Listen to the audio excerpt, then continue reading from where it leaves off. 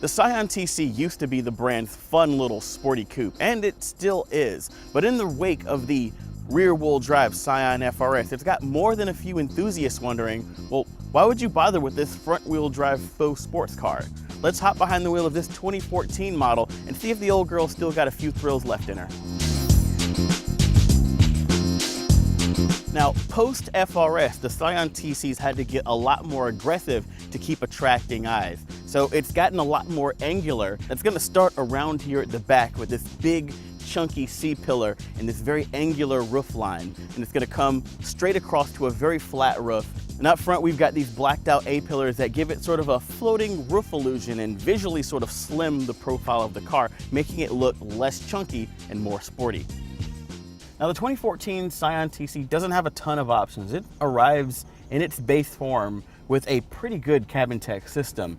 In the center of the dashboard here, we've got this Pioneer head unit that looks suspiciously like something that you'd see in the aftermarket. And that's because Scion's whole push is that they want to make these cars easily upgradable. So you could just yank this whole thing out and drop in another system if you so desired. If you decided to leave it in there, though, you wouldn't be too bad off. You've got a touchscreen interface with a wide range of digital audio sources, including Bluetooth for hands-free calling and audio streaming. We've also got USB connectivity that's also going to be standard. And we've also got AM, FM, and HD radio. It's very interesting to see HD radio this far down in Toyota's sort of hierarchy. We've also got a button for map, but if you press it, it doesn't actually do anything. That's because we don't have the optional bespoke audio system. Now, looking at the pictures and the specs online, that bespoke audio system looks like this exact same head unit, but with the added ability to do GPS navigation with locally stored maps. And there is also a bit of app integration through Scion's application that's going to let you do internet radio streaming from your Android or iOS device. Now, coming out of the system is a Pioneer stereo system that's got what I count to be about 8 speakers scattered around the cabin. Most of them are going to be right here in the front of the vehicle. We've got a woofer, a mid-range, and a tweeter in each of the doors. Sound from this system is going to be pretty good. If we pop into the audio system right here and look at the EQ, we've got a couple of different settings: natural, hear, and feel. Feel is going to be more bass heavy. Hear is going to be a little bit more mid-range and high heavy, so that you can actually listen to things like the human voice that are going to sound a little better there. And natural is going to be your flat setting.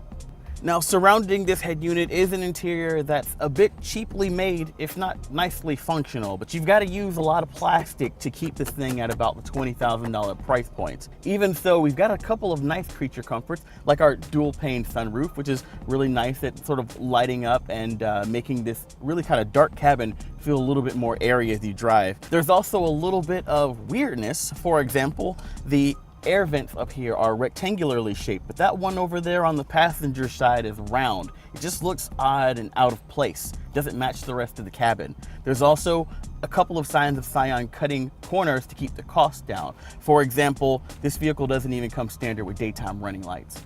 Now, behind one of the more attractive front ends in all of Toyotadom, we'll find Toyota and Scion's 2.5-liter 4-cylinder engine. Now, that's going to use direct injection to get you about 179 horsepower and 175 pound-feet of torque. Not bad for a coupe that weighs about 3,100 pounds. Now, that's going to be paired with a 6-speed manual transmission, or as in this case, a 6-speed automatic, putting power to the front wheels.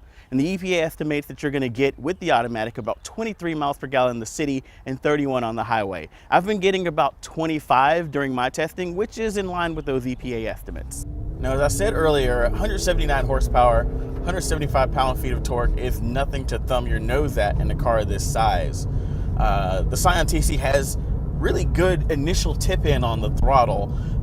The first couple of times I pulled away from a traffic light in this car, I just kind of shot off way faster than I thought I would. Part of that's due, I think, to the weird pedal placement, which means that I end up stepping down on the pedal more than stepping into it, which is making it a little bit odd to modulate. But there's just really good torque from this engine. Now, when you get up to speed, this automatic transmission does kind of let you down a little bit. It's a little bit too quick to jump up through the gears, and it's a little bit too sort of hesitant. Fortunately, there is a sport mode. You flop the shifter over into the sport mode and things get a little bit more aggressive.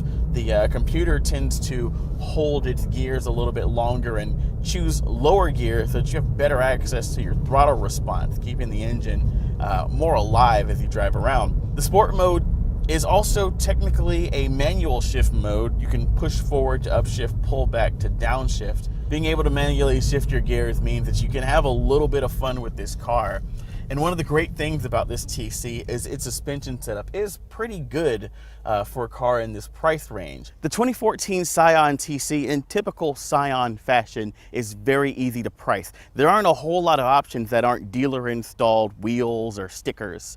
This one's gonna start at about just shy of $20,000 for the manual transmission version, but our 6-speed automatic equipped version is gonna be $20,965. That's gonna include your destination and everything. It's the price out of the door. There's only one option that you should really care about, and that's the bespoke audio system. And at $1,198, that's gonna add navigation and be priced pretty competitively with aftermarket systems. So go ahead and shop around before you check that box.